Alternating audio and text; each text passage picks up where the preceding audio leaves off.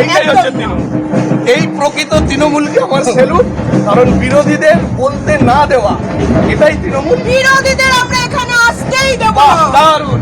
কারণ আমরা বিজেপি থেকে কিচ্ছু পাচ্ছি না, এটাই হচ্ছে, তাই আমরা বিজেপিকে এখানে আসতে দেব না।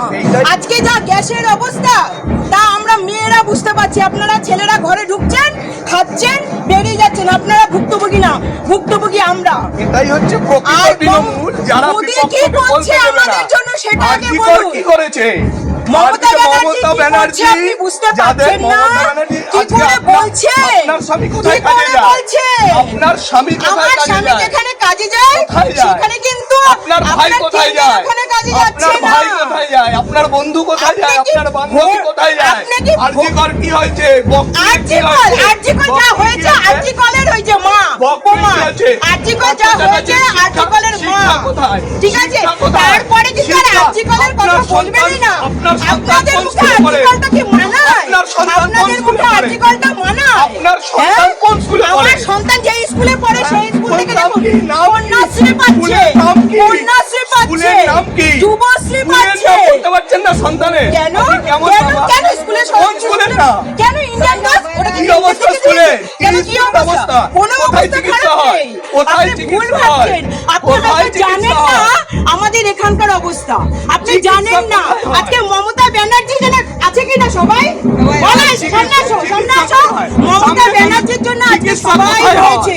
চিকিৎসা নাহলে কি কোথায় অবস্থা? চিকিৎসা মমতা ব্যানার্জি আছে বলে চিকিৎসা হচ্ছে। কোথায়? বাস্তবে? মমতা ব্যানার্জি আছে বলে চিকিৎসা বাস্তবে হচ্ছে। চিকিৎসা হয়। মমতা ব্যানার্জি আছে বলে আমরা খেতে পাচ্ছি। বলছি বাস্তবে। এবার ভাবুন, আপনি কি ভোট চাইতে এসেছেন না মমতা ব্যানার্জিকে নিয়ে আপনি পুষ্যার লাগাতে এসেছেন? আপনি তো সত্যি পুষ্যা কথা বললে। বলুন না, চাইবো আমরা না। তো বলবোই জয় বাংলা, জয় বাংলা, জয় বাংলা, জয় বাংলা, মমতা ব্যানার্জি।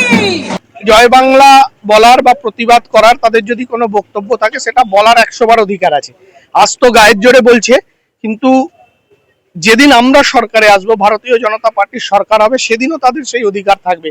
সেই দিদিকে আমি বলবো যে আপনি এইভাবে প্রতিবাদ করবেন, আপনার যদি কিছু মনে হয় সেটা বলবেন। সেটা তো এখন বলছেন তৃণমূলের মদতে, সরকারি মদতে, কিন্তু যেদিন বিজেপি সরকারে আসবে সেদিনও সেই দিদিকে এই অধিকারটা আমরা দেব, সমস্ত মানুষকে।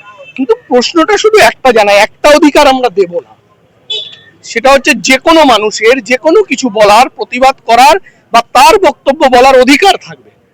কিন্তু আপনারা ওখানে দেখছিলেন যে উনি শুধু বলবেন, শুনবেন না। আমরা এই সংস্কৃতিটাকে পাল্টে দেব। বিরোধীরা বিরোধীদের কথা বলবে, আমাকে কারোর কিছু বলার থাকলে বলবে, আমি তাকে পাল্টা যুক্তি দেবো, আমার কোনো বক্তব্য থাকলে বলবো। কিন্তু শুধু বলবো, শুনবো না, এটা হবে না। কারণ ওনাকে যখন আমি বলছিলাম আরজিকর কি হলো, বকটুয়ে কি ঘটনা ঘটলো, রাষ্ট্রীয় শিক্ষামন্ত্রীর বাড়ি থেকে টাকার পাহাড় পাওয়া গেল, বান্ধবীকে পাওয়া গেল, জেল খাটলেন, রাষ্ট্রের শিক্ষা শেষ, স্বাস্থ্য শেষ, চিকিৎসা কোথায় হবে, এসবের কোনো উত্তর নেই। শুধু জয় বাংলা, জয় বাংলা, জয় বাংলা। আসলে যেমন শিক্ষা যে দলের নেতা, যে দলের প্রার্থী ঠিক যেভাবে শেখায়, বাকিরা সেভাবেই শিখছে।